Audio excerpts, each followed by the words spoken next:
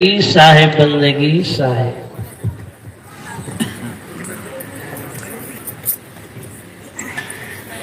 तोहर गाँव में आदमी जात मन कम है का? पारख प्रकाशी जो भय गुरुदेव आप कबीर है। बंदा चरण तिनके भले जे प्रेम सतगुण तीर है। प्रेम के भावे चाल मन जो प्रेम दिल साचाय है। वही बोधय वही शोध गही तब प्राप्त हो स्थिति महे। आप ही ने नाश भ्रम मार्ग चलाया ज्ञान का बीजक बनाया।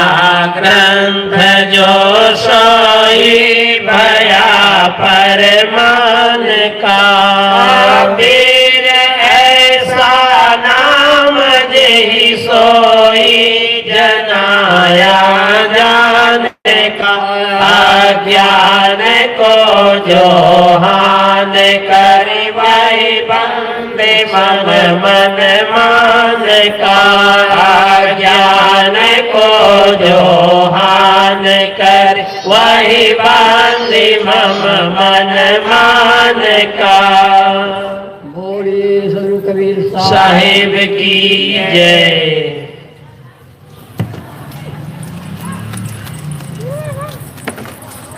संत गुण संपन्न रहने के धनी मंच पर विराजमान पूजनीय संत गुरुजन,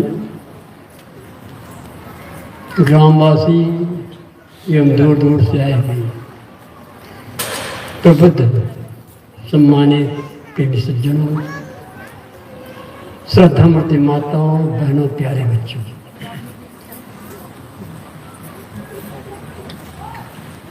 तीन दिवसीय सत्संग कार्यक्रम का तीसरे दिन का अंतिम सत्र चल रहा है। कार्यक्रम की शुरुआत में संत श्रोमणी गुरुवर कबीर की वाणी बीजक का पाठ हुआ। पश्चात संतों के द्वारा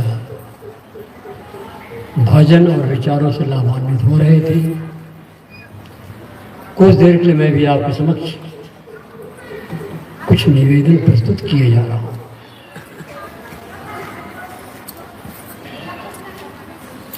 भारतवर्ष इस पावन धरती में जिन्हें मैं विशेष याद करता हूं, महर्षि कपिल, कणाद, बुद्ध, महावीर, गुरुवर कबीर।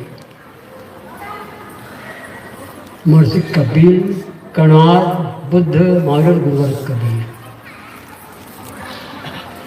इन महापुरुषों ने किसी परंपरा की परवाह नहीं की। किसी विशिष्ट महापुरुष को अपना उद्धारकर्ता नहीं माना और न ही किसी पोथी के आधार पर उसका उद्धार माना। है जैसा रहे तैसा, जैसा है उसको उसी ढंग से कह दिया गया समाज के सामने। यहाँ जितने बैठे हैं और हम लोग जिनके साधक हैं, जिनके अनुयायी हैं, वे ही गुरुवर कबीर। सदगुरु कबीर की प्रशंसा में कबीर पंथ के जाने माने महापुरुष, कबीर पारा संस्थान इलाहाबाद के संस्थापक पूज्य गुरुदेव श्री रविदास साहब जी की कविता है, तेरी यादों में सुमन श्रद्धा समर्पित। सत्य का संदेश तुम जग को दिए हो,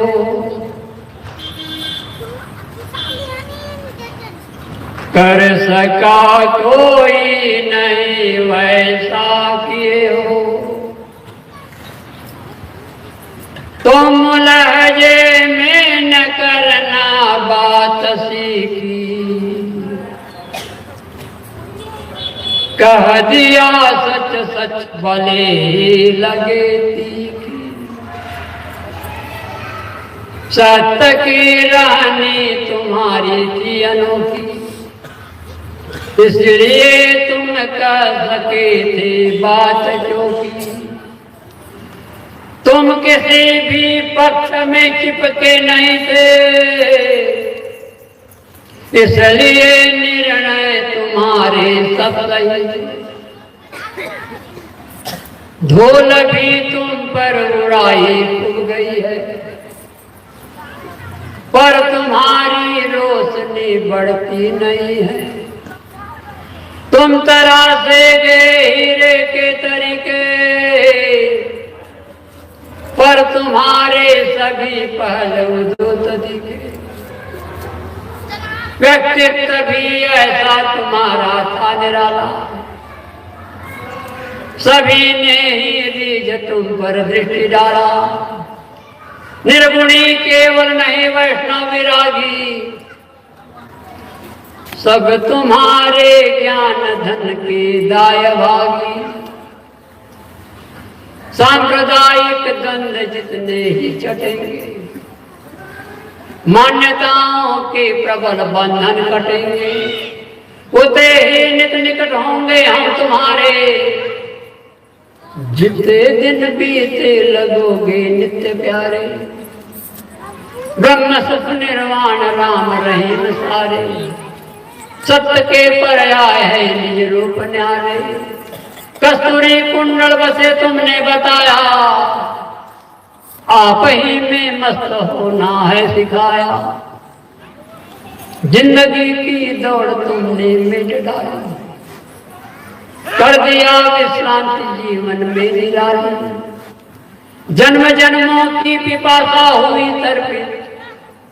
तेरी यादों में सुमन श्रद्धा समर्पित, तेरी यादों में सुमन श्रद्धा समर्पित, तेरी यादों में सुमन श्रद्धा समर्पित।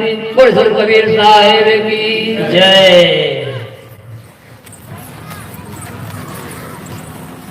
आइए कुछ देर विचारों की तरफ।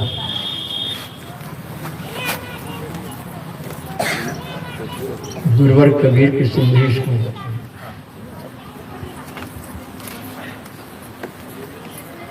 मैं 3 बिंदुओं में निवेदन प्रस्तुत किए जा रहा हूं।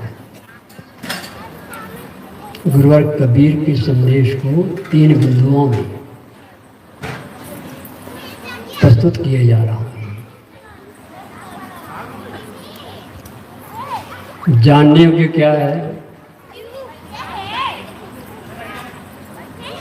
करने योग्य क्या है और पाने योग्य क्या है।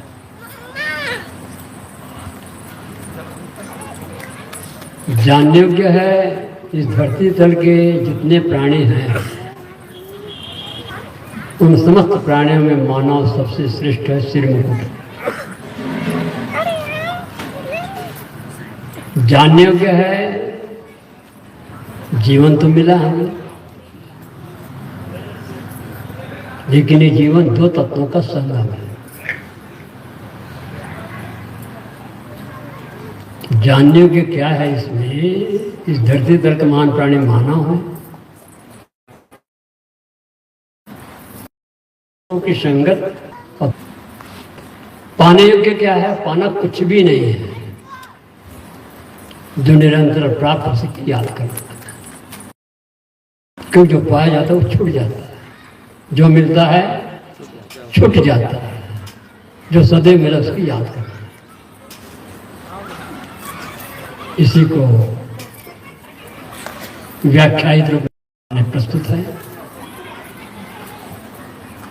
किसी से पूछें आप कि आपका आदमी अपना नाम बताता है,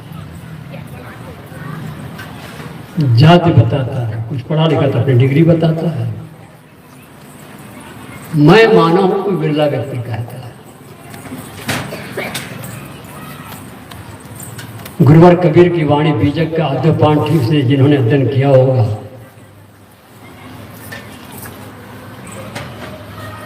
तो उनको पता है कि मानव तो वो कहलाने के अधिकारी जिन्होंने अपने आप को जीवन मुक्ति की परिभाषा में पहुंचा दिया। मानुष हो कि न डांगर, तो मानुष होकर तो नहीं मर रहे हो, डांगर ढोर होकर के मर रहे हो। पता नहीं कहाँ कहाँ कब कब किस किस खाने को भ्रमण करते हुए इस मानव शरीर की भूमिका मानते हैं। मैं पूछूं आप लोग इस मानव शरीर की भूमिका माने पहले आप कहाँ थे, तो मैं समझता आपको कोई नहीं बता। तो क्या मैं बता दूंगा? मैं भी नहीं बता पाऊंगा। लेकिन इसी संसार में थे, इसी संसार में हैं, इसी संसार में आए। खानियों में भटकता तू आया, आज अवसर तू नर्तन को पाया। भाग तेरे जगे दाम ऐसे लगे मुक्ति पाना, मन को विषयों से अपने हटाना। आया मानुष का तन आज कर ले भजन ना भुलाना, तेरे जीवन का क्या है ठिकाना। हम तुलनात्मक दृष्टि लेवें, तुलनात्मक दृष्टि सहज हो जाते स्वभाव। मानवेतर प्राणी निश्चित ही मानव से कहीं आगे कुछ मानो।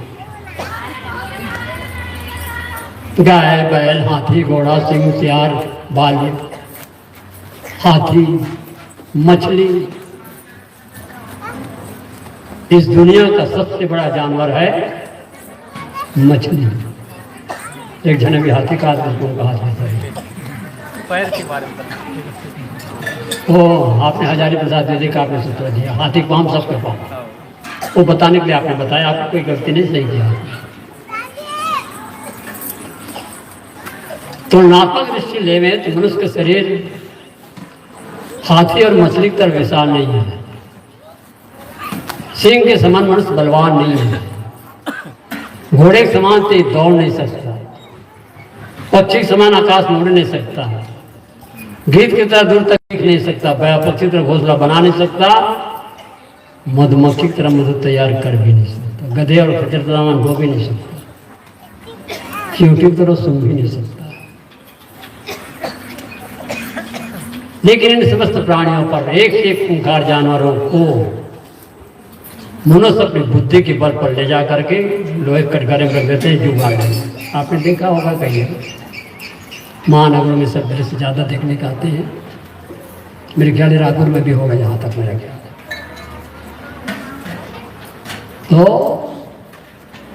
आकार प्रकार की दृष्टि से जरूर हमसे आगे है, लेकिन क्या इस भूमिका में आ सकता है? बड़े आकार प्रकार की दृष्टि क्या इस भूमिका में आ सकते हैं? हाथी घोड़ा जो भी जानवर जिससे मैंने तुलनाएं की, नहीं आ सकता, भूमिका ही नहीं। कर्मों का सुधारने की भूमिका, कर्म फल भोग की भूमिका मानव है। मानव कहा क्यों जाता है?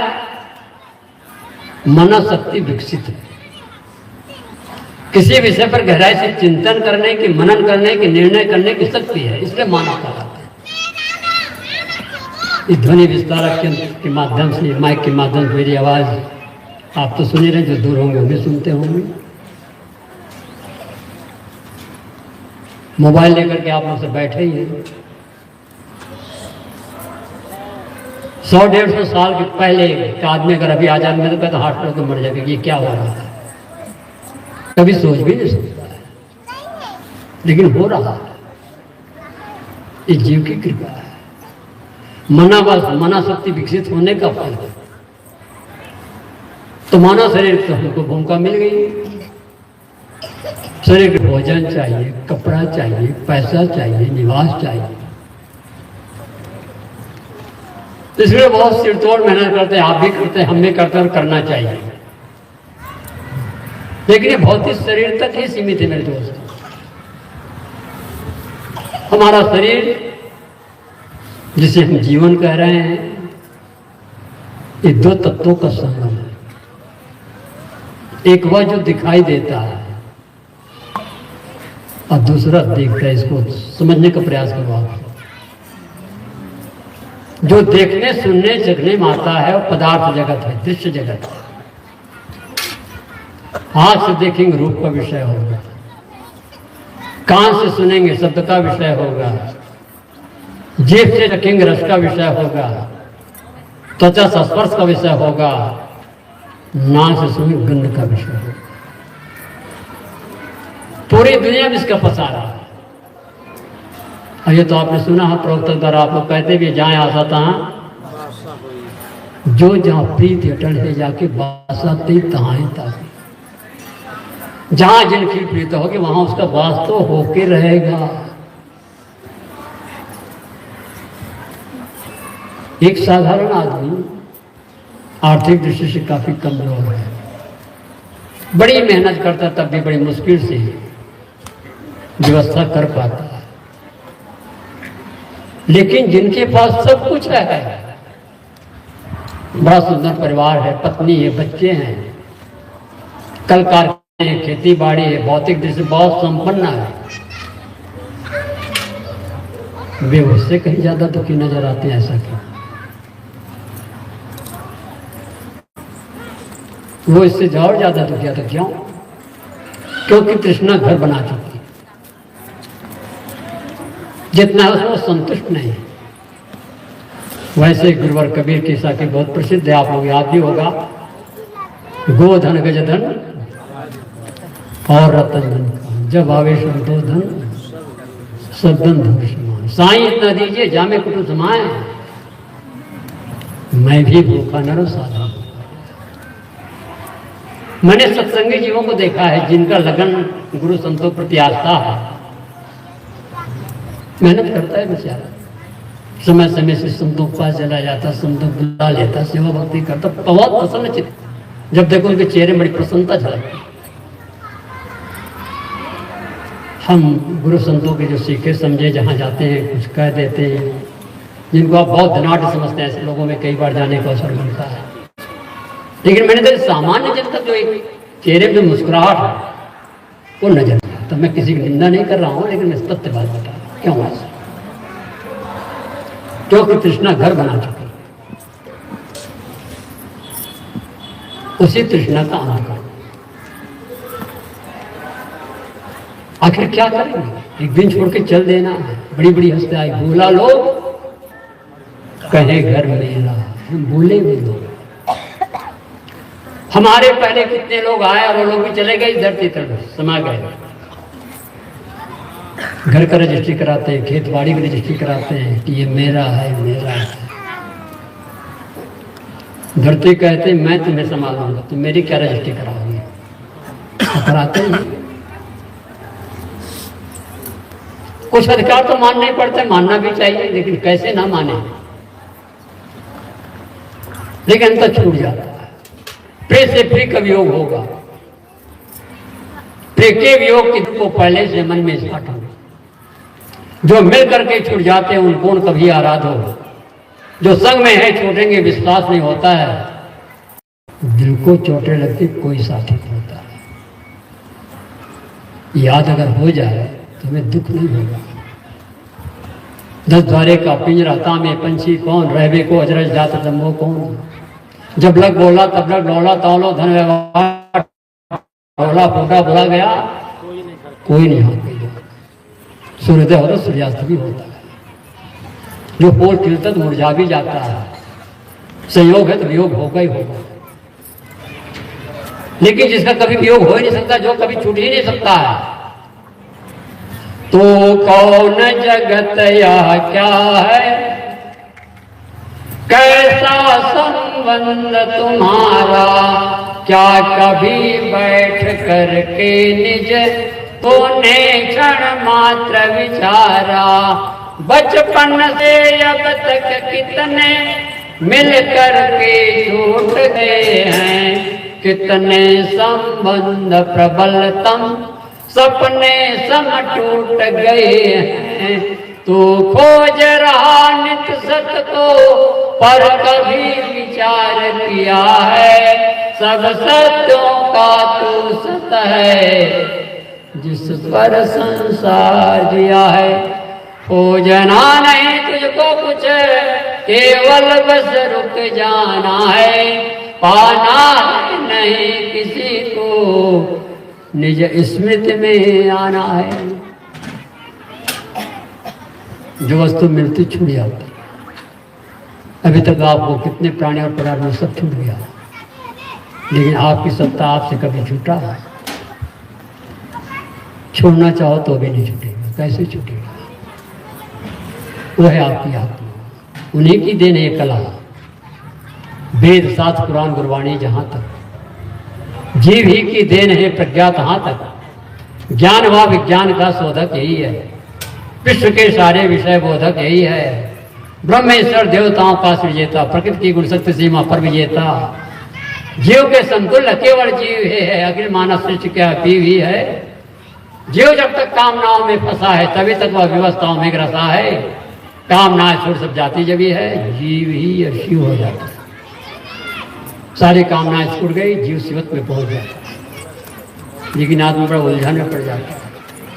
मैं हिंदू हूँ तो मुसलमान हूँ तो सिख हूँ तो ईसाई हूँ तो पारसी हूँ। हमने आपने बना लिया। दोष दृष्टि जब ही भई तब उपजो वैराग, दृढ़ निर्वेद जागो में सोई मोक्ष बर्बाद। निर्वेद मतलब ग्लानि।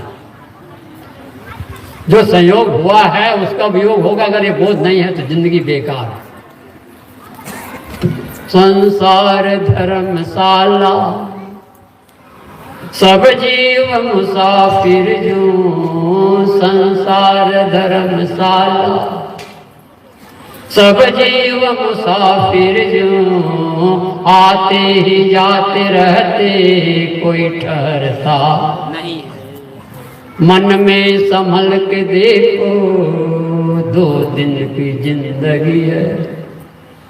यह होश का बबूला, तन ठहरता नहीं है। इन सारी बातों को बहुत पहले इस धरती तल के महापुरुष, जिनको मैंने प्रथम नाम दिया था महर्षि कपिल, अभी आप हमारे कलाकार राम प्रसाद द्वारा सुन रहे थे। हृदयनाथ श्री राम की विशेष चर्चा कर रहे थे। वो कभी नहीं छूटेगा। तो मानव शरीर की भूमिका आने के पश्चात इस विषय पर ज्यादा चिंतन मनन करना चाहिए। ये मतलब तो हमने बना लिया है। ईसाइयों, ईसा का न्यायों को ईसाई कहा जाता है। बुद्ध के न्यायों को बौद्धिस्ट कहा जाता है। महावीर स्वामी के न्यायों को जैनी कहा जाता है। जैन धर्म के आदि तीर्थंकर ऋषभ देव जी हैं, जिसे हम आदिनाथ के नाम से जानते हैं। और कबीर के न्यायों को कबीरपंथी कहा जाता है। ये सारे मतपंथ मेरे दोस्तों हमने बनाया। सारे मतपंथ, सारे मत मजहब बनाने वाले हम हैं। अभी कर हिंदू, मुसलमान, सिख, ईसाई, पारसी,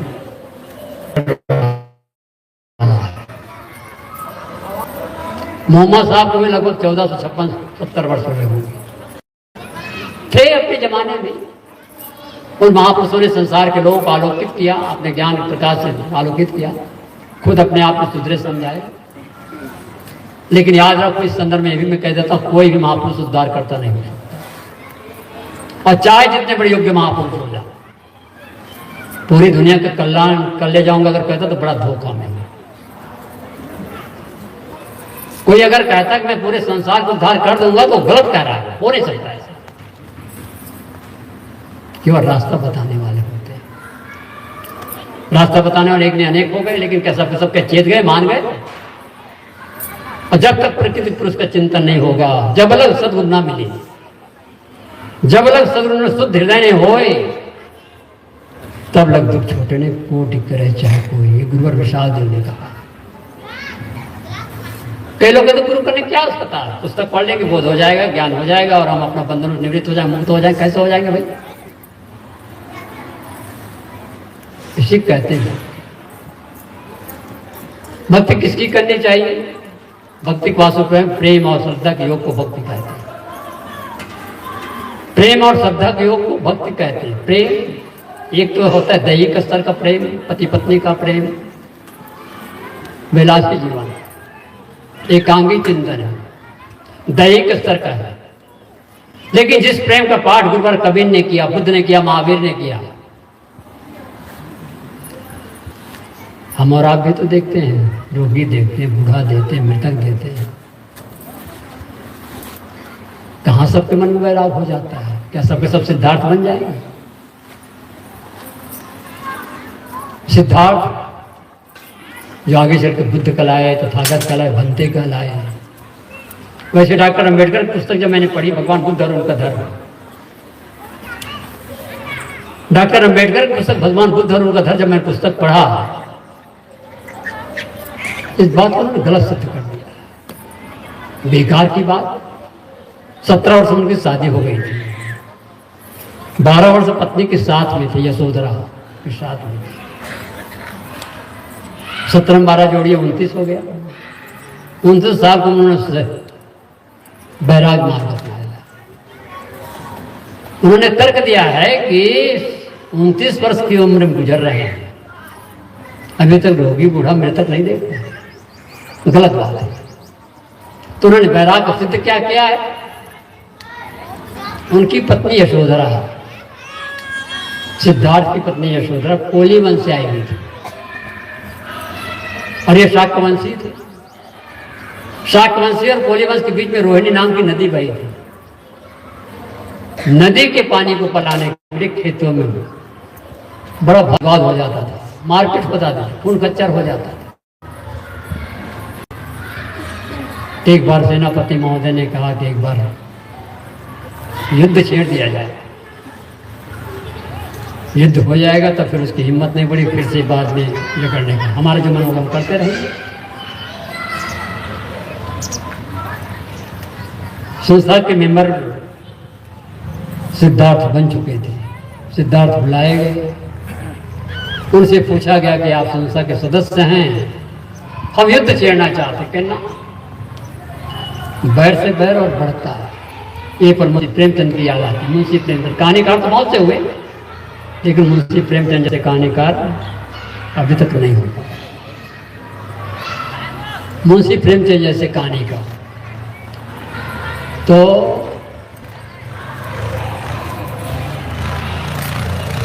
जब उन्होंने कह दिया कि नहीं युद्ध नहीं होना चाहिए, आपस में समझौता हो जाए, बैठ करके मीटिंग कर लें और कोई विशिष्ट निर्णय करता चुन लें।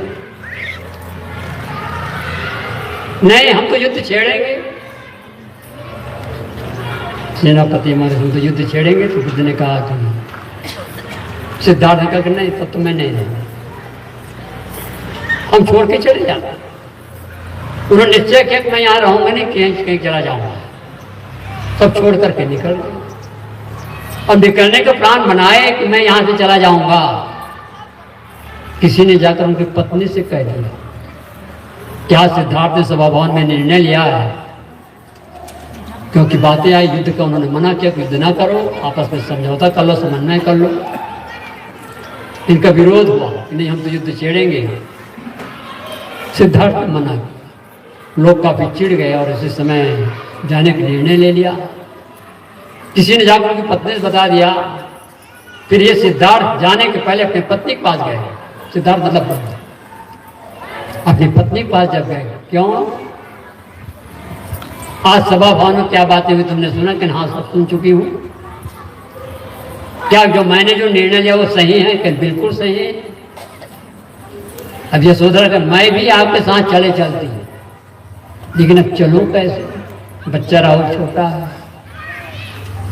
आपके पिताजी शुद्धोधन, सिद्धार्थ पिता का नाम शुद्धोधन, वो वृद्ध है, उनकी सेवा करना है। आप जाइए। शायद ही कोई पत्नी होगी जो अपने पति को बैराग मार के लिए समर्थन करता, लेकिन उन्होंने किया। फिर चले गए। बड़ी कठिन साधना तपस्या किया मेरे दोस्तों। बुद्ध के जब पढ़ते हैं पंडित आंख में आंसू भी आ जाते, इतनी कठिन तपस्या कर पड़ जाती। फिर धीरे धीरे जब सुजाता के द्वारा खीर खाए थे, कई लोग कहते हैं उनके खीर खाने से उनको बुद्धत्व प्राप्त है, सब बेकार की बात, ये चमत्कार नहीं, उनका त्याग भरा साधना का फल से हुआ। तब ने प्रचार प्रसार किया, उन्होंने सारनाथ को चुना, फिर प्रचार प्रसार किया। तो मेरा कहने का तात्पर्य जो मैं कह रहा, सारे मतलब हमने आपने बनाया है। मन को बनाने वाला कौन है? मैं हूँ, आत्मा है, चेतन। I think therefore I am, मैं हूँ, मैं सोचता हूँ इसलिए मैं हूँ। मेरी सत्ता मुझसे कभी अलग नहीं हो सकती, इस बात को मैं दावे के साथ कहता हूँ। जब धार्मिकों को हम पढ़ते हैं मैं कुछ भी नहीं, करने वाला कोई और है, ये थोड़ा हमको दर्द होता है। अजरय अखंड रूपी परम प्रकाशी, देखो सूर्य से उजासी, लेखो यति है सोहायो है।